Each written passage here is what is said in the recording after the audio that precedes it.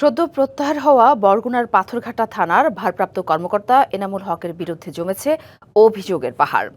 মামলা নিতে গড়িমসি গ্রেপ্তার আসামিকে ছেড়ে দেয়া ও আইনি সহায়তা নিতে আসা নারীর সাথে অশালীন আচরণের অভিযোগ এই পুলিশ কর্মকর্তার বিরুদ্ধে। এসব ঘটনায় তাকে প্রত্যাহার করা হলেও আইনি ব্যবস্থা নেয়ার দাবিতে ফুঁসছেন স্থানীয়রা।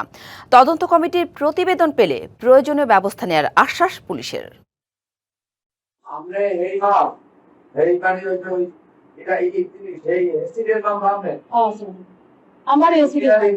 এই বক্তব্য কোনো বখাটের নয়, এক পুলিশ কর্মকর্তার।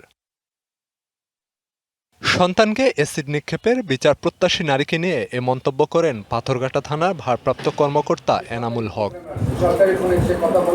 ভুক্তভোগীর অভিযোগ, মামলা নিতে কালক্ষেপণ এবং আসামিকে গ্রেপ্তার করেও টাকা নিয়ে ছেড়ে দেন এনামুল। ইবলিস এরকম আমার সাথে দুর্ব্যবহার করে, আমি চলে যাই। আমার মামলার আসামি 2 নম্বরকে ধরে।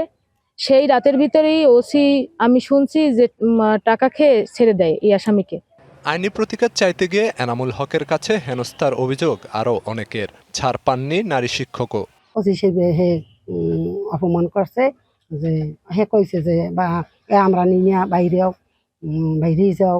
মাস্ক পরে গেছে, এই জন্য বলছে যে সারা দেশে আকাম করে এখন আমার কাছে আসা হুজুরগিরি করো, মুখ খোল। উনি এমন ভাবে খারাপ আচরণ করলেন, দপ্তরির নামে এবং আপনার নামে মামলা দেবো। এই কাজ দপ্তর এবং হেডমাস্টার ছাড়া কেউ করে নাই। তার বেপরোয়া আচরণে তটস্থ ছিল পুরো জনপদ। ভয় দেখে চাঁদা আদায়ের অভিযোগও আছে।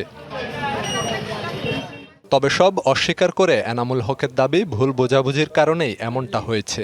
অবশ্যই না, এটা তাকে আমি বলা হয় না, কারণ তাকে যেখানে আমি সসম্মানে আমার সামনে এক জেবু চৌধুরী সে আসছিল, তাকে আসছিল আরো লোকজন ছিল, তাকে তো আমি সম্মানের সাথে তাকে আহ্বান।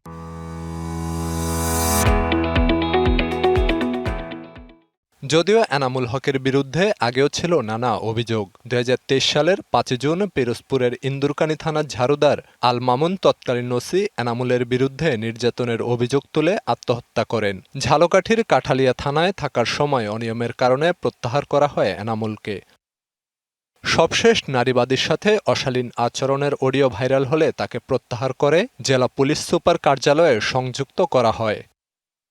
তবে একে গুরুতর অপরাধের লঘু শাস্তি হিসেবে দেখছে বিশিষ্টজনরা।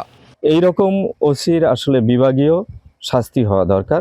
এটা তাকে যে ওখান থেকে ক্লোজ করে বরগুনায় আনা হয়েছে, আমাদের দাবি হচ্ছে যে তার বিরুদ্ধে বিভাগীয় মামলা নেওয়া হোক। এনামুল হকের বিরুদ্ধে তদন্ত চলছে। প্রতিবেদন অনুযায়ী ব্যবস্থা নেওয়ার কথা জানিয়েছে পুলিশ।